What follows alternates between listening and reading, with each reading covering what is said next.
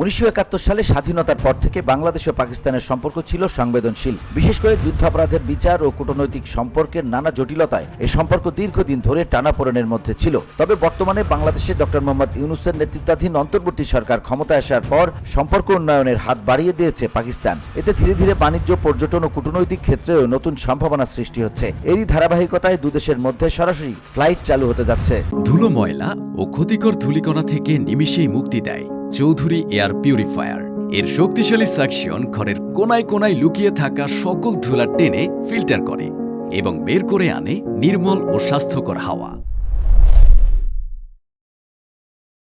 ঢাকা ও করাচির মধ্যে সরাসরি আকাশপথের যোগাযোগ তৈরি করার জন্য পাকিস্তানের বেসরকারি বিমান সংস্থা ফ্লাই জিন্নাহ অনুমতি পেয়েছে। পাকিস্তান সরকারের এই উদ্যোগ এক দশক পর দুই শহরের মধ্যে বিমান যোগাযোগ পুনরায় শুরু করবে। বর্তমানে ঢাকা ও করাচি মধ্যপ্রাচ্যের ট্রানজিট দেশের মাধ্যমে একে অপরকে সংযুক্ত করলেও সরাসরি বিমান যোগাযোগের অভাব ছিল।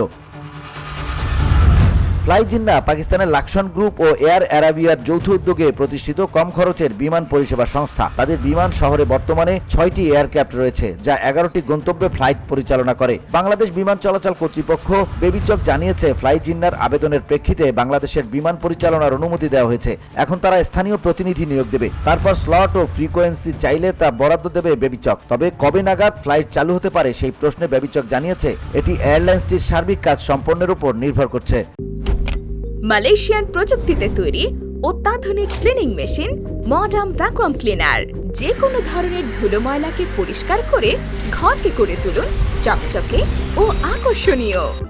Modem, brand of luxury.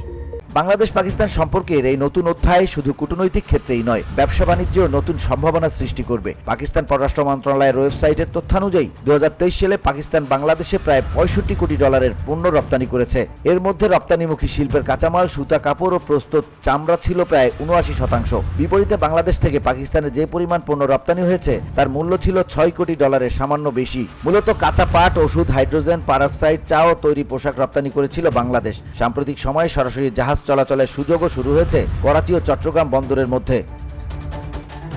বাংলাদেশে পাকিস্তানের পণ্যবাহী জাহাজ আসা শুরু হয়েছে। দেশটি বাংলাদেশের জন্য ভিসা ফি বাতিল করেছে। এছাড়া পাকিস্তানি নাগরিকদের জন্য দেওয়া হয়েছে অন অ্যারাইভাল ভিসা সুবিধাও। এর অর্থ হচ্ছে বাংলাদেশিরা এখন পাকিস্তানে ভিসা ছাড়াই যেতে পারবে। পাকিস্তান জানিয়েছে, বাংলাদেশের কৃষিজাত পণ্য উৎপাদন, শিক্ষা, পর্যটন, সিরামিক খাতে বিনিয়োগের আগ্রহ রয়েছে। এমনকি দ্বিপক্ষীয় বাণিজ্য বাড়াতে ভিসা সহজীকরণেরও তাগিদ দিয়েছে পাকিস্তানি ব্যবসায়ীরা।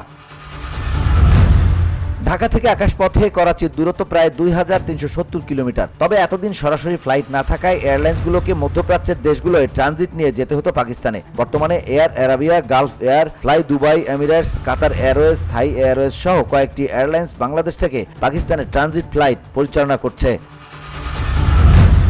যার ফলে যাত্রীরা 8 থেকে 12 ঘন্টা পর্যন্ত সময় ব্যয় করে। ট্রানজিট ফ্লাইটের কারণে ভাড়া গড়ে 50 থেকে 55 হাজার টাকার বদলে প্রায় 1 লাখ টাকা ছাড়িয়ে যায়। সরাসরি ফ্লাইট চালু হলে ভাড়া কমবে এবং যাত্রার সময় উল্লেখযোগ্যভাবে কমে যাবে। একই সঙ্গে মধ্যপ্রাচ্যের অনেক দেশের সঙ্গে সংযোগ বাড়বে। VOD Bangla news desk.